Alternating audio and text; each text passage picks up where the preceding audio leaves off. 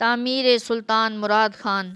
بیت اللہ شریف زمینی اور آسمانی حوادثات سے صدیوں محفوظ رہا۔ تقریباً 1000 سال کے بعد زبردست سیلاب کی وجہ سے زمین بوس ہو گیا، جس کی تعمیر نو کا شرف اللہ رب العزت نے سلاطین آل عثمان میں سے سلطان مراد خان کو عطا کیا۔